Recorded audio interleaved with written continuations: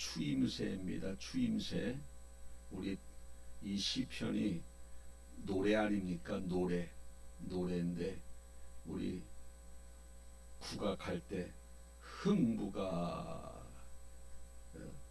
제비를 치료해 줬다. 얼쑤 좋다 하는 추임새, 얼쑤 좋다 하는 추임새가 셀라입니다. 셀라. 특별한 뜻은 없어요. 그렇게 어제 어느 분이 질문하셔서 오늘 이 24편에도 셀라가 2번이나 나와서 생각난 김에 말씀을 드려봅니다. 할렐루야. 지난주에는 신앙생활 첫 번째 시간으로서 우리가 주일 성수를 왜 해야 하는가, 주일 범하는 것이 얼마나 큰 죄이고 왜 그것이 큰 죄가 되는가, 또 그리고 토요일을 어떻게 보내야 진정한 주일이 되게 할 수 있는가라는 주제로 하나님의 말씀을 전했습니다.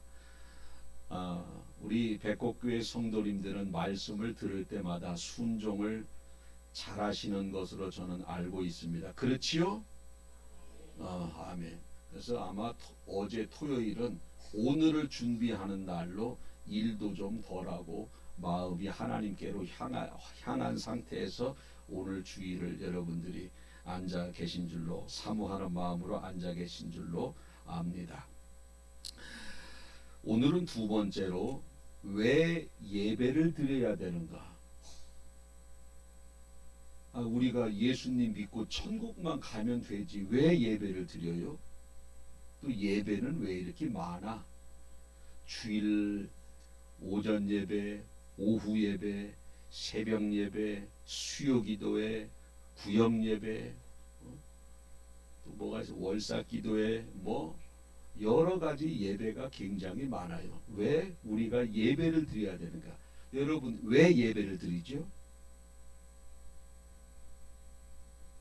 모르고 드린 거예요. 그럼 지금까지 왜 예배 드리는 거예요? 이거를 우리가 알고, 학생이 왜 공부를 해요? 그럼 나는 공부를 열심히 해서 의대를 가가지고 뭐 이렇게 해가지고 뭐 훌륭한 의사가 가난하고 이렇게 질병으로 고생당하는 사람들을 행복하고 건강하고 행복한 인생을 되기 위해서 지금 공부를 왜 공부를 하면 뭐 답이 나와야 될 거 아니야. 왜 예배 드리는 거요?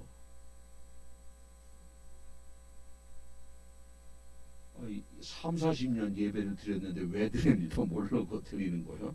묘합니다. 이유, 왜 예배를 드려야 되는가? 이유를 세 가지만 말씀드린데, 첫째는 구원받은 성도이기 때문에 드리는 거예요. 내가 구원받은 성도이기 때문에 구원받은 예배를 드리는 겁니다. 여러분 왜 자식이 부모에게 효도하죠? 자식이니까. 이유가 없어요. 자식이니까 부모에게 효도하는 거예요. 자식이니까 늙은 부모를 돌보는 거예요. 아무리 부모가 배운 것도 없고, 아무리 부모가 가진 것도 없고, 아무리 부모가 인격적으로 부족해서 우리 부모님이 동네 사람들한테 다 욕먹고 다녀. 누군가가 하나 찾아오는 사람도 없어요. 나에게, 자식에게 물려준 재산도 없어. 그렇지만 그 동네 사람한테 욕먹고 비난받는 사람이 죽었을 때 누가 장례 치러줘요? 자식이. 아니 왜 물려받은 것도 하나도 없고 저렇게 사방천지에 욕만 먹고 다니던 저 인생을 내가 왜 장례를 치러줘야 돼? 자식이니까. 뭐 이유가 없는 거요. 자식이니까. 구원받은 성도니까 예배하는 거예요. 안 받은 성도는 예배할 필요 없어요. 구원받은 성도니까 예배를 드리. 자식이니까 장례를 우리가 모시는 거지. 자식이 아니면 장례식장 안 가도 됩니다. 안 가도 돼요. 구원받지 않은 사람은 하나님께 예배할 필요 없어요. 구원받은 백성이기 때문에 하나님께 예배하는 거예요. 이해되시면 아멘. 또 부모가 왜 자식을 돌봐줘요? 어디 그 인간극장에 보니까 그 애가 태어나면서 장애를 가지고 태어났는데 이 부부가 뭐 남편은 뭐하고 투잡, 또 아내도 투잡, 왜 애 병원비 돼야 돼. 그렇게 해서 그 젊은 부부의 전 인생을 통틀어서 돈을 벌어서 애 치료비를 대는데 왜 그 젊은 애 장애를 가진 애 치료비를 왜 두 사람이 왜 이렇게 대요? 자식이니까. 이유가 없어. 얘가 잘해서가 아니라니까. 자식이니까 엄마니까. 응? 똥기저귀 갓난에 다 갈아주고 아프면 병원 데려가고. 왜? 엄마니까. 응? 똑같은 거예요. 성도가 왜 예배를 드려야 되는? 그러니까 성도니까 그런 거예요. 예배를 구원받은 성도니까 의무적으로 하나님 앞에 예배를 드려야 되는 겁니다. 왜? 구원받은 백성은 하나님께 예배하라고 하나님이 말씀하셨습니다. 시편 95편 6절에서 7절까지 오라 우리가 굽혀 경배하며 예배입니다. 이거 우리를 지으신 여호와 앞에 무릎을 꿇자 예배입니다. 그는 우리의 하나님이시요 우리는 그가 기르시는 백성이며 그의 손이 돌보시는 양이기 때문이라. 그가 돌보시는 양이기 때문에 예배하라는 거예요. 그가 기르시는 백성이기 때문에 우리가 하나님 앞에 예배하라는, 너희가 나에게 예배하라는 겁니다. 아멘. 시편 100편 3절에서 4절 보니까 여호와가 우리 하나님이신 줄 너희는 알지어다. 그는 우리를 지으시니요 우리는 그의 것이니 우리는 그의 것이 그의 백성이요 그가 기르시는 양이로다. 감사함으로 그의 문에 들어가며 찬송함으로 그의 궁정에 들어가서 그에게 감사하며 그의 이름을 송축할지어다. 하나님이 우리를 지으시고 선택하시고 인도해 주시고 길러 주시기 때문에 예배하라는 겁니다. 그래서 예배하는 거예요. 아멘. 성도이기 때문에 예배하는 것이고 자녀 삼아 주셨기 때문에 예배하는 것이고 인도해 주시기 때문에 예배하는 거예요. 예수 전도단 찬양 중에 이런 찬양이 있어요. 감사함으로 그 문에 들어갔어 주님을 찬송합니다. 들어보셨어요? 뭐 우리 교회에서는 뭐 잘 안 불러. 잘 안 부르는 게 아니라 안 불러 아예. 찬송함으로 그 궁정에 들어가 주님을 찬양합니다. 왜? 구원받은 백성이니까 하나님께 예배하는 거예요. 아멘. 두 번째로 우리가 예배하는 이유는 한 주간 동안 나를 눈동자와 같이 지켜주셨기 때문에 예배하는 거예요. 여러분 지난주 예배 끝나고 여러분들이 집으로 갔어요. 자 오늘 왔어. 그 6일 동안 우리 하나님은 여러분들에게 시선을 떼지 않았어. 졸지도 아니하시고 주무시지도 아니하시고 택한 백성을 돌보신다고 했어요. 근데 우리가 못 느껴. 왜? 안 보이니까. 우리 공기의 필요성을 느껴요? 못 느껴요? 평소에 여러분 이거 산소 호흡기 24시간 끼려면 얼마인 줄 아세요? 꽤 비싸 이거. 근데 가격을 잘 모르겠네. 이거 며칠 끼면은요 중환자실에서 이거 산소 호흡기 끼면 병원비 엄청 나옵니다. 근데 이것도 굉장히 답답해. 왜? 뭘 껴야 되니까. 그런데 우리는 이것도 없이 24시간 산소를 계속 공급하는 은혜를 받았음에도 불구하고 이 공기의 필요성을 못 느끼는 것처럼 우리가 하나님의 은혜를 못 느끼는 거예요. 돌보시는 은혜를 못 느끼는 거예요. 왜? 안 보이니까. 왜? 사람은요 봐야 믿어요. 봐야 믿습니다. 졸지도 아니하시고 주무시지도 아니하시고 택한 백성을 지켜주고 계시는데 보이지 않아서 우리가 모른다는 거예요. 보이지 않아서. 하나님이 저와 여러분들을 눈동자와 같이 지켜주고 계신데도 보이지 않아서 우리가 모르는 것뿐입니다. 보이지 않아. 그러나 졸지도 아니하시고 시선을 떼지 않는다 그랬어요. 그렇게 우리가 보호하심을 받고 오늘 이 자리에 온 거예요. 여러분은 지난주 왔다가 요번 주 나온 것 같죠? 우리 하나님은 그렇지 않습니다. 그렇지 않아요. 또 마귀는 구원받은 백성들을 수시로 공격합니다.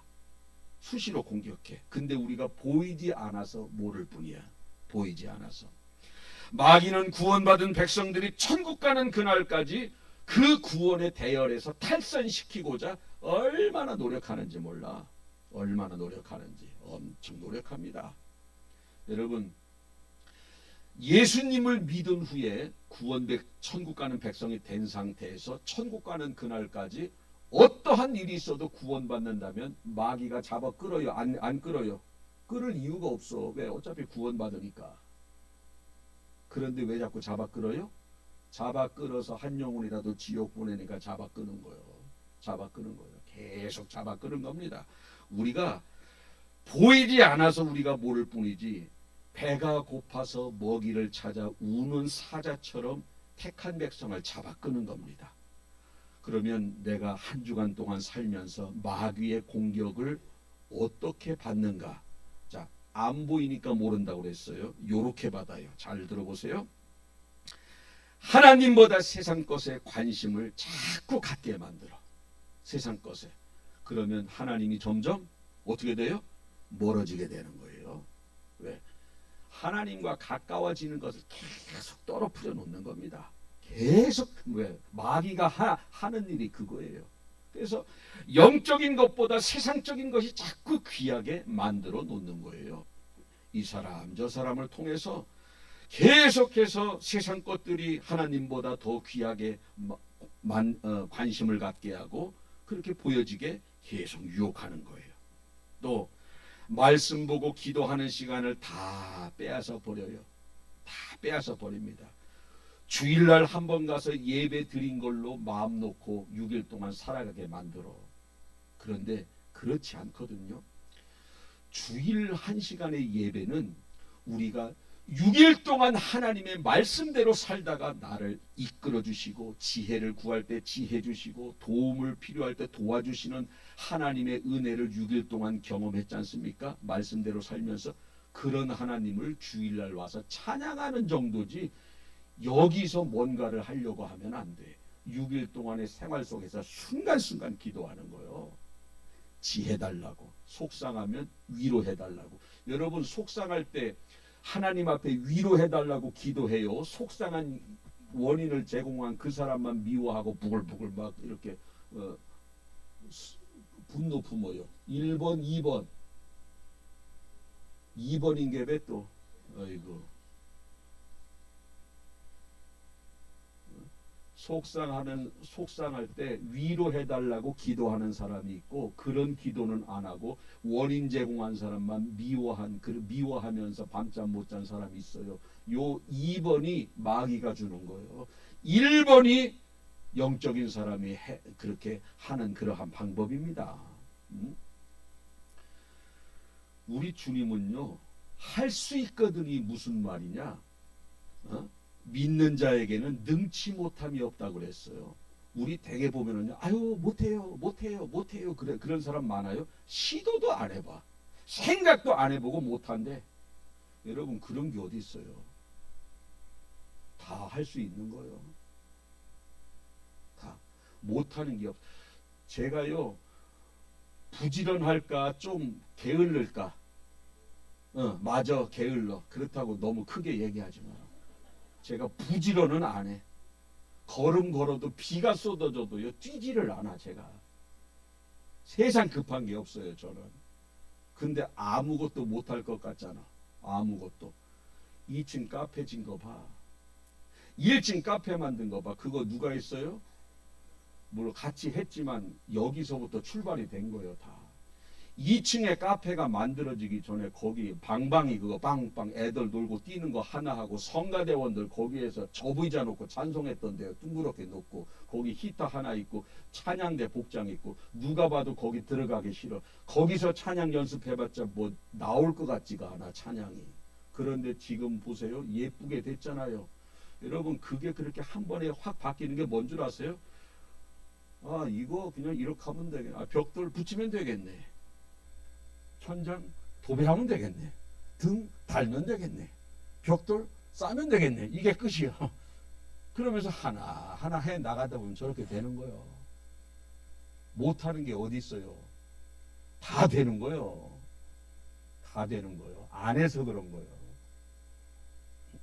특별히 저런 카페를 하나 짓는 것도 그런데 주님의 일은요. 뭐 저것도 주의 성전의 교육관이니까 주의 일이라고 볼 수 있는데 하나님의 일, 영적인 일은 하나님의 전적인 도우심이 있습니다. 함께 하심이 있어요. 그렇기 때문에 못하는 게 있다 없다? 없어요. 다 할 수 있는 거예요. 다 할 수 있는 겁니다. 그런데 자꾸 못하겠다는 부정적인 생각만 자꾸 주어요. 이거 누가 주는 생각이요? 마귀가 주는 생각이요. 저같이 게을른 사람도 저렇게 카페 2개 이렇게 짓고 그러는데 뭘 못할 게 뭐가 있어요. 저는 세상 뛰지도 않는 사람인데. 또 마귀가 우리를 유혹하는 방법, 성도의 죄의 기준은 성경인데 죄의 기준을 성경이 아니라 세상법의 기준으로 삼게 만들어요. 왜? 세상 사람들이 그렇게 살아가니까.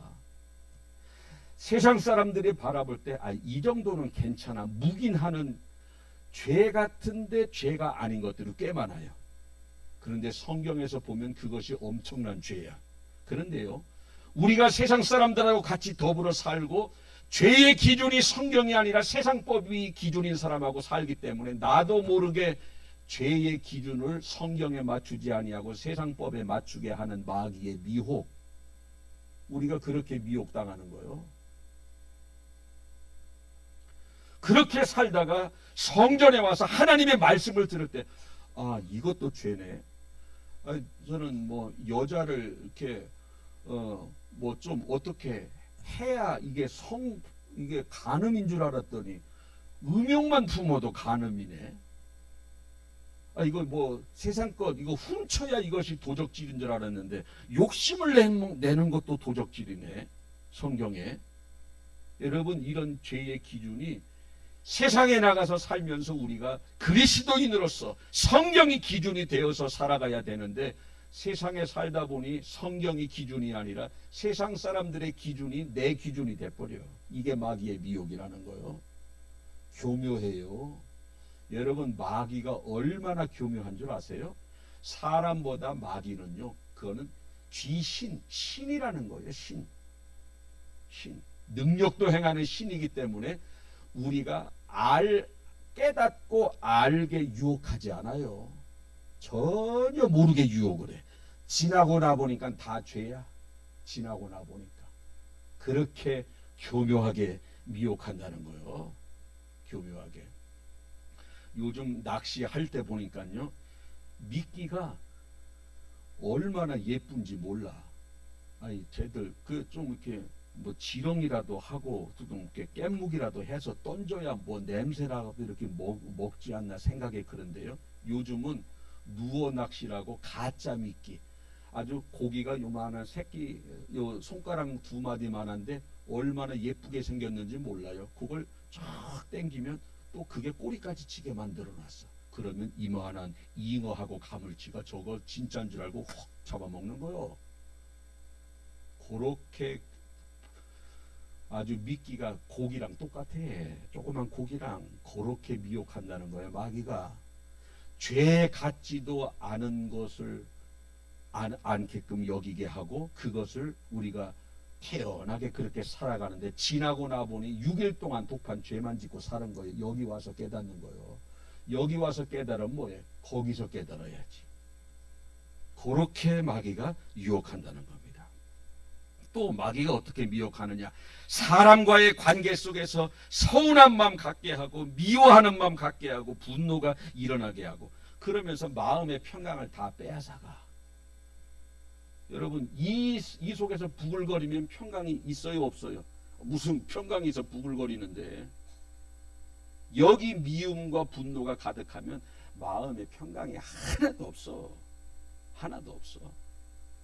우리 그럴 때 잠시 이렇게 방향을 바꿔서 기도만 해도 용서할 수 있고 이 모든 환경을 내가 주님의 관점으로 바라볼 수 있는 능력 달라고 기도만 해도 이 분노와 미움이 다 사그러들 텐데, 영적인 방법으로 풀어나가는 것이 아니라 마귀에게 미혹당해서 밤새도록 분노를 품으니 그런 사람이 무슨 평안이 있겠어요. 그렇게 6일 동안 죄짓고 살고 힘들게 사는 거예요. 어리석은 인생이. 이런 일을 사탄이 수시로 하고 있는데 우리가 보이지 않아서 모른다는 겁니다. 이러한 사단의 공격 속에서 우리를 눈동자와 같이 지켜주시고 계시는 거예요. 우리 하나님께서. 우리 양소리 집사가 아들 시윤이를 얼마나 세밀하게 돌보는지 몰라. 눈동자와 같이 지켜주고 있어요. 애한테서 시선을 떼지를 않아. 그런데 애가 그거 알아요, 몰라요? 에? 모르는지 어떻게 알아? 걔 돌도 지났는데. 똥은 싸고 오줌은 싸드는데도 알지 어떻게 알아? 몰라. 근데 지 엄마가 지를 쳐다보고 있는지 관심 갖고 돌보고 있는지 애는 몰라. 그런데 시선을 떼지 않아. 하나님 똑같습니다.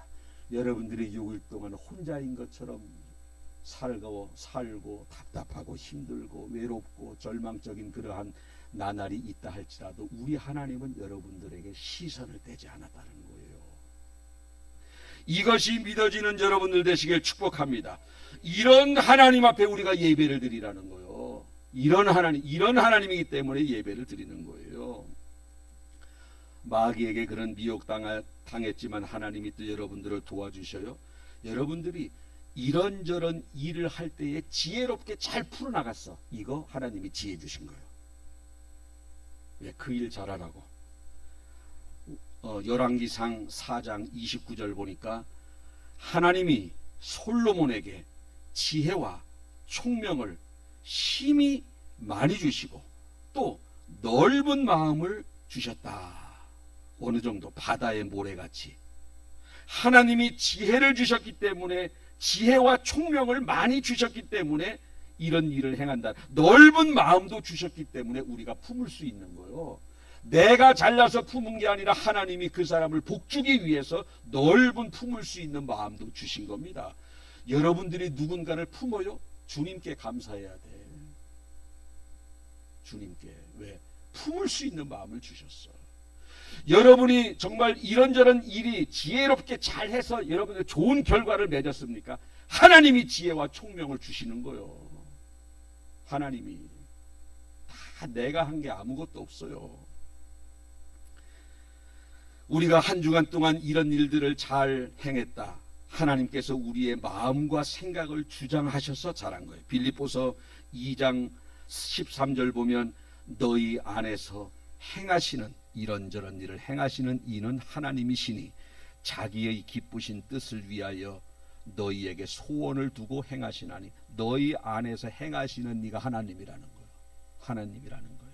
여러분들이 한 주간 동안 이런저런 일을 잘 처리했습니까? 하나님이 하신 거예요. 하나님이. 우리가 한 주간 동안 살아갈 때 범죄하지 않고 살았습니까? 그것도 내 의가 아니라 하나님이 범죄하지 않도록 나를 지켜주신 겁니다. 창세기 20장 6절 보니까 하나님이 꿈에 또 그에게 이르시되 내가 온전한 마음으로 이렇게 한 줄 나도 알았으므로 너를 막아 내게 범죄하지 아니하게 하였나니 여인에게 가까이 하지 못하게 함이니 이 때문이라. 너를 범죄하지 못하게 하나님이 막아줬다라는 거예요. 이게 어떤 상태에서 쓰신 말씀이냐면, 아비멜렉이 아브라함의 부인 사라가 예쁘니까 데려다가 자기 부인 삼으려고, 또 거기서는 또 누이 동생이라고 그러니까 아브라함도 그것 좀 데려다가 이쁘니까 아내 첩을 삼으려고 데려갔는데 하나님께서 아비멜렉에게 그 죄를 짓지 않도록 두려운 마음을 줬어요. 아비멜렉이 이 이쁜 사라하고 한 방에 하루를 보내면서 손도 못 대. 왜? 하나님이 아비멜렉이 죄 짓지 못하도록 그런 막아주셨다라는 거예요. 아비멜렉이 그 여자를 안 범한 게 아니라 하나님이 범하지 못하도록 아비멜렉을 지켜주셨다라는 겁니다. 우리가 죄를 행하지 않는 것, 여러분들이 뭐가 하고 싶은데 여러분들이 내가 그리스도인으로서 이렇게 하면 안 되지, 안 했어요. 이거 하나님이 지켜주신 거예요. 우리가 잘해서 그런 것이 아니라 우리가 죄를 지으면 하나님의 심판을 받을까 봐 하나님이 심판받지 말라고, 죄 짓지 말라고 나를 지켜주시는 겁니다. 내 의의가 하나도 없어요. 그분이 지혜를 주셔서 지혜롭게 일을 잘하게 하셨고, 그분이 죄를 짓지 않도록 나를 막아주셨기 때문에 내가 이런저런 일을 지혜롭게 하고 죄를 짓지 않는 의로운 삶을 살아가는 게 누가 해주시는 거냐? 하나님이 다 해주신다는 거예요. 우리의 마음과 생각을 그분이 주장하셔요. 마음과 생각을. 그러면 보니까 항상 말씀대로 살지 않아. 죄를 말씀대로 저렇게 불순종하니 하나님이 징계를 내려야 되겠다라고 생각하면 그런 죄의 유혹이 왔을 때 지켜주시는 하나님의 은혜를 거두시는 거야. 그러면 죄 짓는 거예요. 지혜롭게 이런저런 일을 잘 실수 없이 하는 것을 그 지혜를 거두시는 거예요. 그러면 자기 감정대로 행하기 때문에 실패하는 거예요. 하나님이 징계를 이런 방법으로 내리시는 겁니다. 그런데 지혜롭게 여러분들이 잘 했어요. 하나님이 지혜 주신 거고, 어떠한 유혹이 온다 할지라도 죄를 짓지 않고 승리했습니까? 하나님이 막아주신 거예요. 하나님이 이렇게 하고 있다라는 거예요. 목사님, 저는 한 주간 동안 지혜롭지도 한 것도 없고 마음의 평강도 없고 좋지 않은 일 맨날 힘들었는데 그러면 하나님이 나 안 지켜줘서 그런가요? 그렇게 생각할 수 있겠습니다만은 이런 거저런 이렇게 실패와 실수와 아픔, 근심, 걱정이 많았다면 하나님이 허락했다라는 겁니다. 왜? 말씀대로 불순종하고 사는 사람에게는 하나님이 방탕하게 살려고 하는 그러한 의지를 지켜주시는 보호막만 거두시는 거예요. 그러니까 마귀가 유혹할 때도 평소에는 지켜주셨는데 불순종하고 살아가는 그 사람에게 마귀에게 미혹 당하려면 당해라. 그것이 내가 너에게 내리는 심판이고 징계다. 그 차원에서 거두시는 거예요. 보호를 잠시. 그래서 힘든 겁니다. 힘든 거예요. 여러분, 우리는 인간의 본성은요, 죄 지면 괴로워요. 누구랑 싸울 수 있는 것을 하나님이 막아주셔야지, 그 싸울 수 있는 거를 싸우려고 하는 거를 막아주시는 은혜를 거두시면 싸울 것 아니겠어요? 그러면 밤새도록 괴로운 거야. 이게 징계야. 이게 징계야.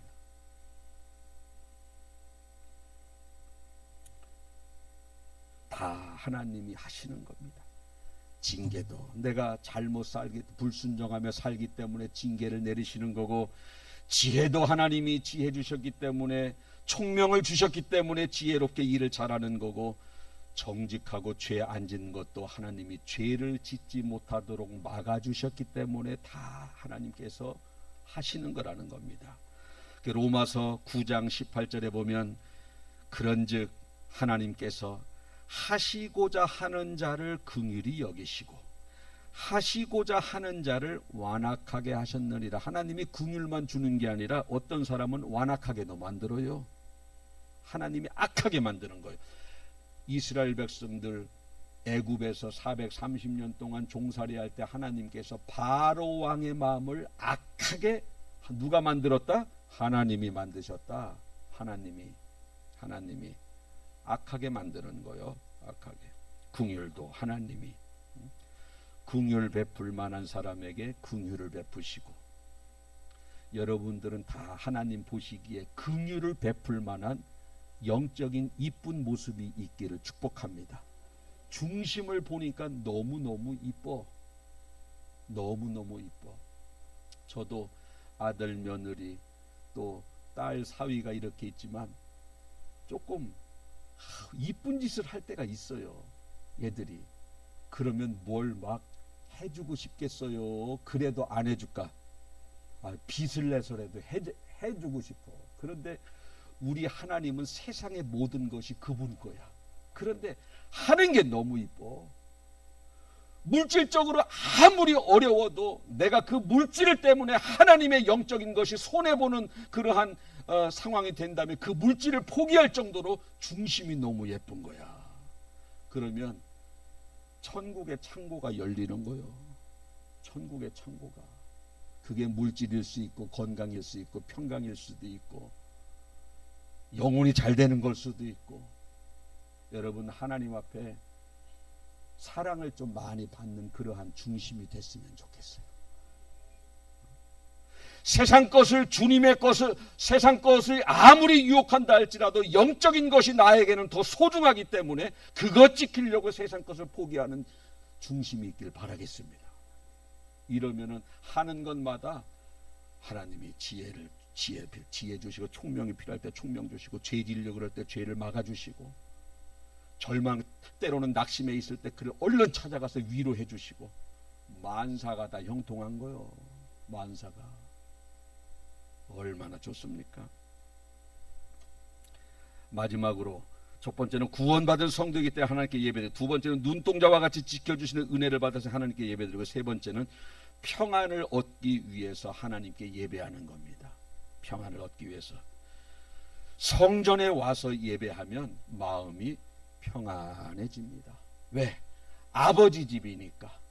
아버지 집이니까. 아버지 집이니까. 목사님, 저는 성전에 와서 앉아 있어도 평안이 하나도 없고 빨리 집에 가고 싶은데요. 왜 그런 줄 아세요? 그런 분 있어요. 하나님이 나를 사랑한다는 것을 믿지 않아. 그런 사람은 그래요. 하나님이 나를 지켜주시는 분이라는 것을 믿지 않는다면 평안이 없어요. 여러분, 며느리가 친정가 시댁에서 아무리 잘해줘도 시댁은 평안하지 않은데 친정 가면은 편안해. 그런데 친정에 가도 우리 친정 부모가 나를 사랑하지 않고 친정 부모가 나에게 따뜻하게 대해주지 않는다는 것을, 그것을 믿지 못하면 친정도 시댁보다 더 힘들어요. 친정 부모님이 나를 사랑해 주시고 뭐든지 받아주시고 이해해 주시는 분이라는 것을 알면 벌써 서울에서 쭉 친정으로 가다가 그 친정 동네 이름이 이정표만 나와도 벌써 마음에 평안이 있어요. 그런데 그거와 똑같이 하나님이 나를 사랑하시고 어느 정도 당신의 외아들을 죽이셔서 나를 그 정도로 사랑하시고 그분이 나를 순간순간 지켜주시는 분이라는 것을 내가 확실하게 믿으면 성전에 와서 예배 시작하기 전에 벌써 마음의 평강이 임해. 그 딸이 친정집에 갔는데 그 친정아버지 친정엄마가 다 들에 일 나갔어. 그래도 편안해. 그래도 친정 부모님이 없어도 편안해. 왜? 친정 자체가 편안한 거예요. 여러분들이 성전에 와서 평안함을 누린다면 하나님 사랑하시고 그분이 지켜주시는 은혜를 이미 믿고 있는 거예요.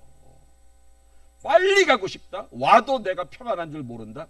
하나님을 믿지 못하고 사랑을 믿지 못하고 지켜주시는 은혜를 믿지 못한다는 겁니다. 요즘 세상이 얼마나 힘들어요. 논에 가서 일하고 밭에 가서 일하고 고추 따고 오이 따고 많이 지친 상태에서 이 자리에 오고, 또 일하시는 분들만 그렇습니까? 직장일 힘들어요. 직장 상사 눈치 봐야지, 동료들하고 또 하나를 이루어야지. 자기 사업하는 사람은 쉽습니까? 안 그래요. 경기가 어려우니까 손님도 안 오지, 월세 내야지. 어르신들은 또 집에서 아무것도 안 한다고 쉬울 것 같아요? 그렇지 않아요. 몸도 아프고 세상 걱정, 자녀 손주들 걱정 다 한 상태에서 주일날 성전에 와서 딱 앉아 있을 때 평안이 되고 위로가 된다면 얼마나 감사한 거예요. 얼마나 감사한 거예요. 우리가 아무리 힘이 들어도 땡볕에 있다 할지라도 잠시라도 쉴 수 있는 그늘이 있고 목마를 때 마실 수 있는 시원한 물이라도 있다면요, 그 사람은 행복한 사람인데, 내가 힘들고 어렵고 정말 지쳐 있을 때 어디 가서 위로받을 데가 없다는 것은 얼마나 불행한 겁니까? 그런데 여러분들이 아무리 6일 동안 힘들어도 성전에만 오면 마음이 평안하고 저절로 위로가 되고 힘이 생긴다면 이거보다 더 값진 인생과 행복한 그러한 형통한 인생이 어디 있겠습니까? 어떤 사람에게 그러한 은혜가 임하느냐? 하나님이 나를 사랑한다는 확실하게 믿고 그분이 나를 전적으로 지켜주신다는 것을 내가 확실하게 믿으면 설교 예배 시작하기 전에 벌써 평안이 임해. 그러한 믿음이 있길 바라겠습니다. 이제 말씀을 정리하겠습니다. 우리가 예배를 왜 드려야 되느냐? 성도니까. 구원받은 성도니까. 우리가 예배를 왜 드려야 되느냐? 지켜주고 계시기 때문에. 지켜주고 계시기 때문에. 우리가 왜 예배를 드리느냐? 마음의 평안을 얻기 위해서. 이 세 가지입니다. 그래서 예배를 드리는 겁니다. 이 장소는 여러분들의 육신의 충전소, 영적인 충전소예요. 충전소입니다. 차가 아무리 좋아도 기름을 충전시켜야 차가 가는 거고, 휴대폰이 아무리 좋아도 배터리 충전시켜줘야 그 기능을 맞이하는 것처럼 여러분들이 일주일에 한 번씩 성전에 와서 내가 믿음을 가지고 이 자리에 앉아있을 때 여러분의 영과 육이 완전히 여기서 위로가 되어지고 회복이 되어지고 재충전을 가지고 다시 세상에 나갈 때에 또 힘있고 능력 있는 삶을 살게 되는 것, 이것이 바로 예배라는 거예요. 오늘 이제 예배를 드리는, 왜 우리가 예배를 드리는가, 이것에 대해서 알았습니다. 성도니까, 6일 동안 지켜주시는 은혜를 감사해야 되니까, 안 보일 뿐이지. 그리고 내가 믿음으로 와서 앉아있으면 내 마음이 평안하니까. 이 세 가지 꼭 믿으시고, 일주일에 한 번씩 나오는 그러한 성도라 할지라도 영적인 재충전을 충만하게 채우셔서 6일 동안에 또 힘있게 살아갈 수 있는 능력의 충전소, 영적인 충전소, 그것이 이 자리가 되시길 예수님의 이름으로 축복합니다. 아멘. 기도하겠습니다. 그동안 30년, 40년 예배를 드렸어도 왜 예배를 드리고 있는가에 대한 이유를 알지 못한 분도 계셨는데, 오늘 말씀을 듣고 우리가 왜 예배를 드려야 하는지 명확하게 깨닫게 해주신 것을 감사합니다. 나를 구원해 주신 하나님이기 때문에 부모가 아무리 못났어도 그 못난 부모의 장례식은 자식이 그의 시신을 거두는 그러한 일처럼 우리 하나님께서 우리를 구원해 주셨기 때문에 그 은혜로 말미암아 우리가 그분을 예배하게 되나이다. 그리고 한 주간 동안 우리 눈에 보이지 않는다 할지라도 우리는 악한 영의 미혹에 우리는 늘 노출되어 있고, 그 미혹 당하지 않도록 지켜주시는 하나님의 은혜가 졸지도 아니하시고 주무시지도 아니하시고 우리를 지켜주셨기 때문에 우리는 하나님 앞에 예배할 수밖에 없나이다. 그리고 인생 너무 힘듭니다. 세상에 나가서 그리스도인들이 말씀대로 살아가기가 얼마나 힘이 들고, 때로는 조롱도 당하고 때로는 자존심도 구겨가면서까지 성도다운 삶을 유지하는 그러한 성도들이 성전에 와서 앉아만 있어도 주님이 수고했다, 잘했다, 고맙다, 이런 주님의 음성이 들려지는 그러한 위로의 시간이 되게 하여 주옵소서. 평안으로 가득가득 채워지는 예배 시간이 되게 도와주셔서 영적인 재충전을 받아서 6일 동안에 또 승리하는 원동력을 얻고 돌아갈 수 있는 예배가 매 주마다 일어날 수 있도록 하나님 함께하여 주시옵소서. 지금까지 어떠한 예배를 드렸는지 우리는 알 수 없지만 다음 주부터라도 우리가 이 세 가지를 꼭 마음에 새겨서 예배를 드릴 때에 그것이 하나님이 기뻐하시는 예배가 될 줄로 믿사오니, 예배가 회복될 수 있도록 아버지 도와주시고, 회복된 예배, 상달되어지는 예배를 드린 가정마다 인생마다 주님이 형통함의 축복과 평강과 감사가 넘치는 인생이 되게 하여 주시옵소서. 믿고 감사드리며 예수님의 이름으로 기도하옵나이다. 아멘.